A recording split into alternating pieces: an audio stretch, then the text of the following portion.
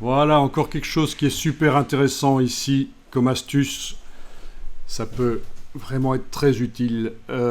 Voilà, comment faire le texte dans des rectangles comme ça. Et si en plus, si on modifie le texte, si on change le mot, si on raccourcit et qu'on agrandit ou qu'on allonge le mot, si le rectangle pouvait suivre automatiquement, ce serait encore mieux. Mais ça, c'est le rêve. Ça n'existe pas dans Illustrator, sans doute. Quoique, en cherchant bien, peut-être. Alors, je montre ici que je pourrais modifier le texte et c'est auto-redimensionnable. Alors, par contre, c'est vrai que si le texte au départ avait été centré, ça aurait peut-être aidé. Parce que là, il faut le remettre. Voilà, c'est ce qu'on avait dit juste avant dans l'exercice précédent. Quoi qu'il en soit, le texte est... En tout cas, le rectangle derrière le texte, c'est auto-redimensionnable. Donc, ici, je vais le faire ici, oui. Je suis en train de me planter, là, voilà. Si je vais jouer sur l'approche de groupe, sur le texte, même chose. Donc, non seulement il y a un rectangle derrière, mais il est auto-redimensionnable. Comment ça a été fait ? D'abord, je vais montrer que, bien sûr, si je veux propager ce look vers les autres rectangles, je dois passer par un style graphique, menu, fenêtre, style graphique, et stocker le style graphique. Et ensuite, oui, en sélectionnant, comme tu avais dit tout à l'heure, en sélectionnant un des textes et puis sélection identique, dans ce cas-ci, taille de police, ça va marcher, oui, ils sont tous sélectionnés et j'applique le style graphique. Et ça ne fonctionne pas dans ce cas-ci. Pourquoi ? Il va falloir que je le fasse manuellement pour chacun. Ça n'a pas intégré... ouais, c'est ça, ça n'a pas intégré le style de caractère, l'approche dans ce cas-ci. Donc il faudrait jouer aussi, non seulement avec un style graphique, mais aussi avec un style de paragraphe. Ok, donc... dans les styles de paragraphe. Donc c'est pas si simple que ça, il faut également faire un style de paragraphe. Voilà.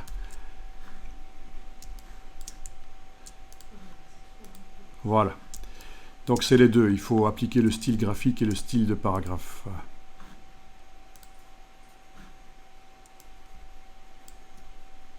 Ou juste le style de paragraphe, dans ce cas-ci. Bon, quoi qu'il en soit, je vais montrer comment ça a été fait. En fait, le problème que je viens d'avoir, entre guillemets, c'est qu'il y a deux styles. En fait, c'est comme dans InDesign, en fait. Il y a les styles d'objets et puis il y a les styles de paragraphe.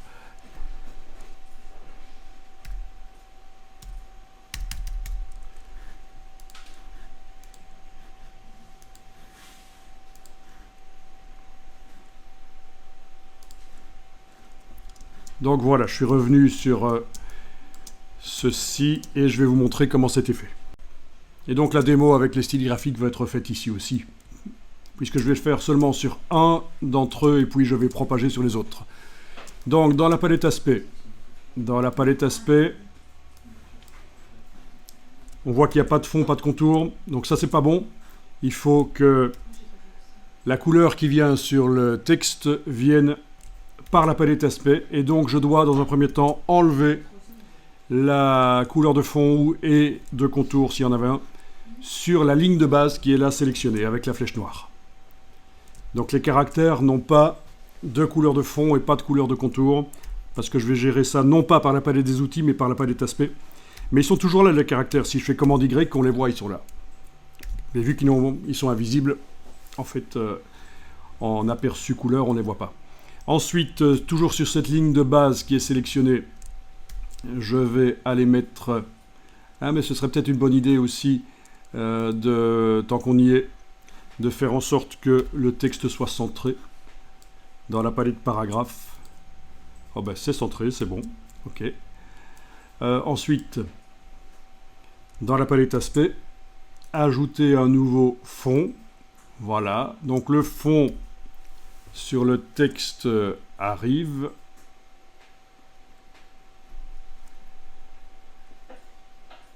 C'est bon. Tant que j'y suis, toujours en ayant la ligne sélectionnée, je vais mettre un contour sur le texte. C'est l'occasion, voilà. Contour jaune, voilà, par exemple. Un point, ok. Et bien sûr, il déborde sur le texte. Et tout l'intérêt de gérer les couleurs par la palette aspect et non pas dans la palette des outils comme on l'avait fait au départ, c'est que maintenant, sur du texte qui reste modifiable, je peux faire passer le contour en dessous du fond. Et donc, le contour ne déborde pas. Alors, si vous vous disiez qu'on pouvait laisser le contour au-dessus et qu'il suffisait d'aller dans la palette contour, demander qu'il soit à l'extérieur, ben ça ne marche pas sur du texte. C'est grisé. Voilà pourquoi la seule manière de mettre un contour qui ne déborde pas sur du texte, c'est de gérer les fonds et contours par la palette aspect et de mettre le contour en dessous du fond. Voilà. Et pour arriver à faire ça, vous avez donc dû, au départ, enlever la couleur que vous aviez mis, qui était arrivée toute seule, en fait, dans la palette des outils. Donc diagonale, diagonale, là, aucune couleur de contour et de fond, et ajouter manuellement, sur la ligne de base qui est sélectionnée, du texte, sur la ligne qui est sélectionnée, ajouter manuellement fond et contour. Oui, parce que si on ne connaît pas l'astuce, pour arriver à mettre le contour à l'extérieur du texte, on doit le vectoriser. Ce qui est plutôt ennuyeux, surtout dans le cas ici d'un schéma où vous pouvez avoir 50 indications sur un schéma.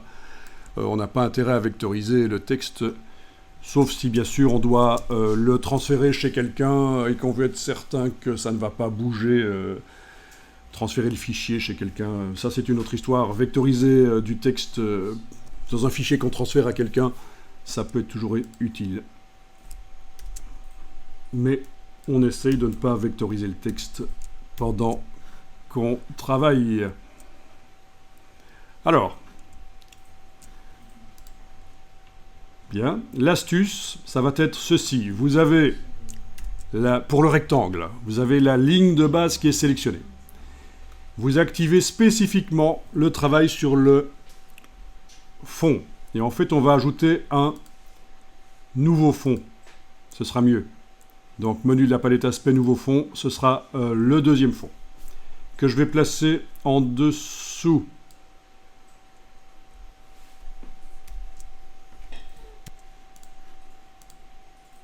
Voilà, donc il y a deux fonds. Il y a le fond pour la couleur du texte. Il y a le contour qui est juste en dessous. Et puis on a un autre fond ici qu'on pourrait mettre d'une autre couleur. Mais comme il a la même épaisseur que le fond noir ici, ben on ne le voit pas. On ne le voit pas. Et l'astuce, c'est ceci. Sur ce fond spécifiquement, on va dans Effet, Convertir en rectangle arrondi, dans ce cas-ci, rectangle arrondi. Qu'est-ce qu'on voit apparaître?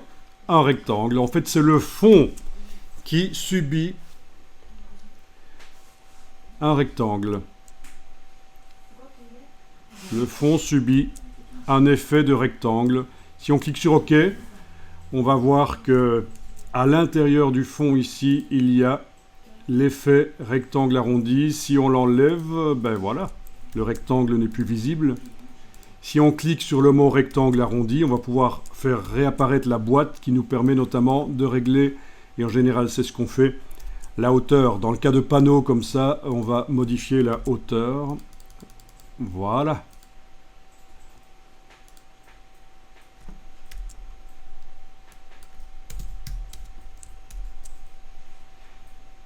Oui, on a la valeur de rayon aussi.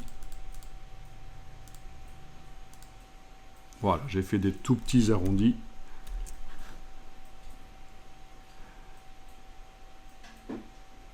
Donc, la forme, c'est rectangle arrondi. Tiens, ici, si on passe de absolu à relative, ben justement, Relatif, ça vous dit que vous ajoutez la largeur supplémentaire, la hauteur, par rapport à la dimension de l'objet sur lequel c'est appliqué, évidemment. Et c'est ce qu'il nous faut. Voilà. Donc je vais par exemple modifier ici maintenant la couleur d'extérieur du texte. Je peux le mettre en blanc. Je vais éventuellement modifier la couleur de fond du texte aussi. Donc voilà, tout est possible à partir de là. Est-ce que ça va pour faire ça? Donc c'est ajout d'un nouveau fond, et celui du dessous, c'est celui qui subit l'effet rectangle arrondi. À partir de là, en ayant la ligne sélectionnée, je vais dans la palette style graphique, menu fenêtre style graphique. C'est pas plus mal. On pourrait s'en passer de cette étape, on pourrait éviter de stocker. Mais on va quand même stocker, c'est pas plus mal. Donc le petit plus, voilà le style. On sélectionne, dans ce cas-là, je sélectionne n'importe quel texte. Sélection identique, taille de police, ils sont tous sélectionnés. Encore une fois, on imagine qu'on en a 50 ou plus sur un schéma complexe. On applique et voilà. C'est auto-redimensionnable. Auto-dimensionnable. Et donc ça, c'est pas mal.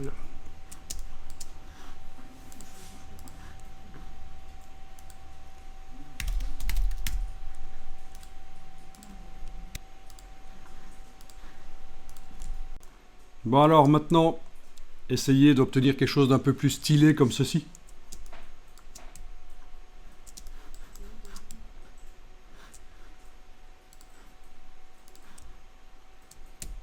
Comment est-ce que ça a pu être fait? Donc là, non seulement on a un fond, un rectangle arrondi, mais on a également un contour.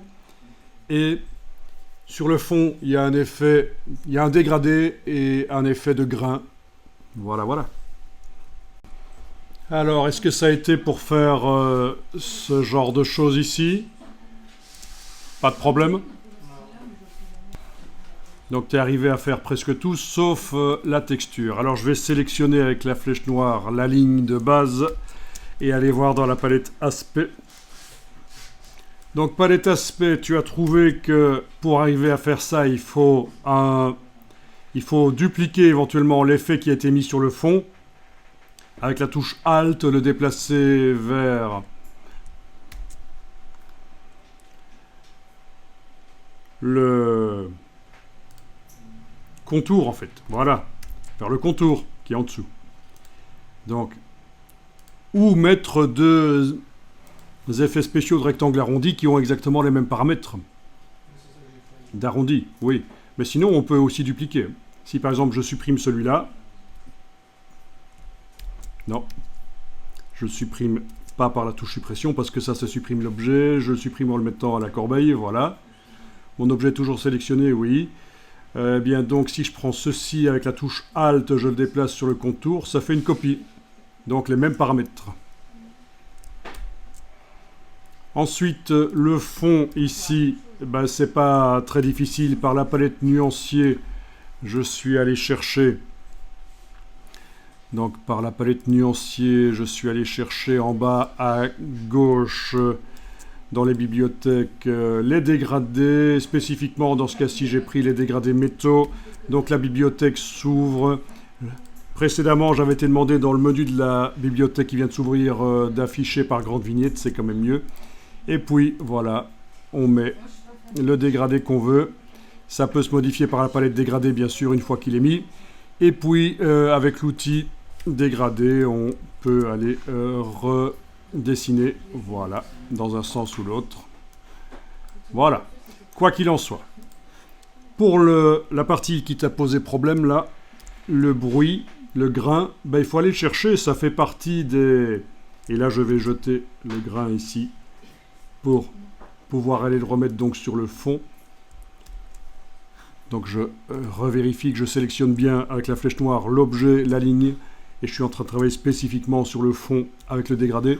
Et donc c'est dans Effet, Alors, c'est effet, texture, grain. Effet, texture, grain. Ça, j'avais trouvé, mais ça ne faisait pas le même effet que vous. Ah bon? Ça fait pas le même effet?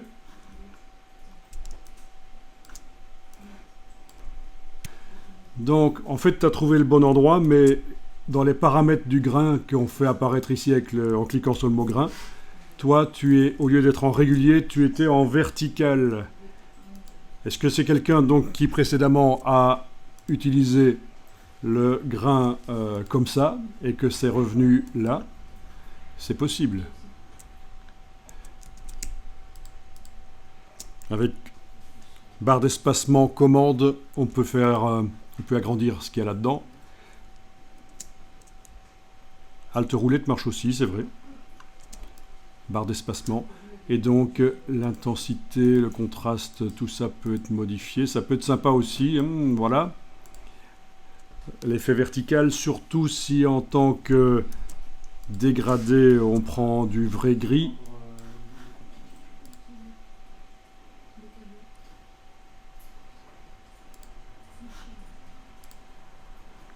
Ça peut donner l'effet de panneau routier ou quelque chose comme ça.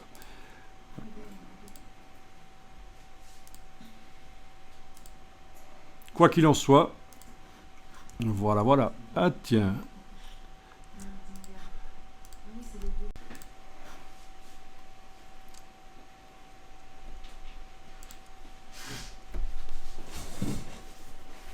Le contour sur le texte ici, je ne l'ai pas fait par un contour, je l'ai fait par un fond blanc avec un effet de décalage. Voilà. Donc, puisque les contours, on peut les faire aussi comme ça.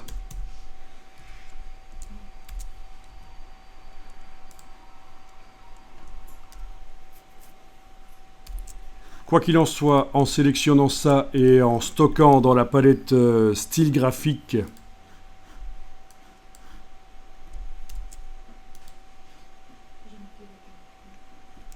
on va pouvoir l'appliquer sur les autres. Donc, j'en sélectionne un.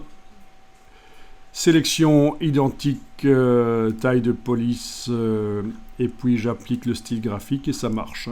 Donc là, si j'annule et que je réapplique, on voit vraiment que ça marche. On l'applique sur toutes les labels d'un coup, toutes les étiquetages d'un coup.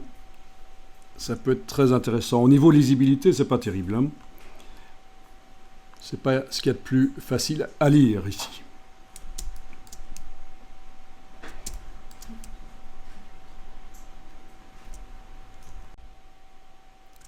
Donc je suis en train de voir que c'est pas terrible au niveau du rendu ici. Est-ce que vous avez une idée comment on pourrait tenter d'améliorer ça? J'ai pas testé, mais moi j'ai ma petite idée. Agrandir? Agrandir tout le travail? Oui. En plus grand? Ça c'est une idée. Avant de mettre l'effet, enfin, l'effet, c'est des pixels. Oui, visiblement c'est pixelisé. Au niveau de l'aperçu, je suis pas en aperçu en pixels, parce qu'aperçu en pixels, ça donne ça, c'est quand on fait du web. Donc je décoche ce que je viens d'enclencher là, affichage aperçu en pixels, je le décoche. À mon avis, c'est les paramètres de pixelisation du document. Je vais aller voir ça. Effet, paramètres de pixelisation du document. On est en 300 pixels par pouce. Qu'est-ce que ça dit si je monte ici? On va voir. Eh bien voilà, c'est beaucoup mieux. Vous avez vu la différence? Menu Effets, paramètres des effets de pixelisation du document. À la place de 300 pixels par pouce, qui était dans le menu ici, je suis allé dans Autres et j'ai mis 1200. Et du coup, plus de problème. Les effets sont rendus avec 16 fois plus de pixels, hein, puisque entre 300 et 1200, c'est 4 fois. Hein, mais comme on travaille en surface, c'est 16 fois. Donc il y a 16 fois plus de pixels. Donc ça, c'est vraiment quelque chose d'important à connaître dans Illustrator. Vous ne connaissiez pas ça? Les paramètres des effets de pixelisation du document? Jamais entendu parler? Non. Quand vous faites un nouveau document dans Illustrator, vous avez dans les options avancées les effets de pixelisation et le niveau que vous pouvez déjà choisir à l'avance.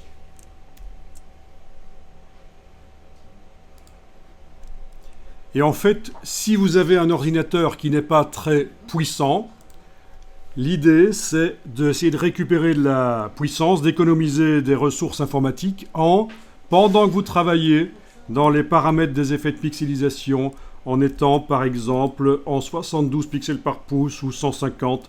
Ici je vais mettre 150, on va voir ce que ça dit. Voilà. Si on mettait 72, et on peut même descendre à 36 ou 18 s'il faut, voilà, à chaque fois les effets sont pixelisés encore plus. Mais ça permet, pendant qu'on travaille, de récupérer de la ressource informatique. Donc sur un ordinateur pas très puissant, vous allez pouvoir malgré tout faire des effets, des ombres, etc.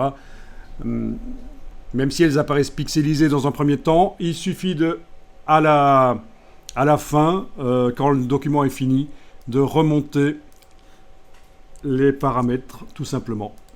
En quelque sorte, c'est le rendu. C'est la qualité du rendu des effets. Et si vous pensez que c'est toujours pas assez bon, donc vous montez encore. Donc ça, c'est essentiel dans Illustrator de connaître ça. Et donc je dis que ça peut être utile quand on travaille sur un ordinateur qui n'est pas très puissant, mais ça peut aussi être sur un ordinateur puissant quand vous avez atteint les limites parce que votre illustration est trop complexe. Ceci dit, pour les illustrations complexes, en général, on les fait dans différents documents Illustrator qu'on assemble. Pour les posters, tout ça, c'est fait. On sépare le travail. Enfin, malgré tout, voilà. Alors, il y a une autre solution, c'est d'assembler dans InDesign, évidemment. Ça dépend vraiment du travail qu'on fait. Donc, j'avais pas prévu d'en parler, c'est les paramètres des effets de pixelisation, mais notez bien ça parce que c'est super utile dans Illustrator. Et donc, quelque part, ta solution d'agrandir le travail, tu contournais le problème. Tu faisais en sorte qu'il y ait plus de pixels qui participent à la création des effets spéciaux, mais c'est une solution un peu de bricolage. La vraie solution, c'est celle-là.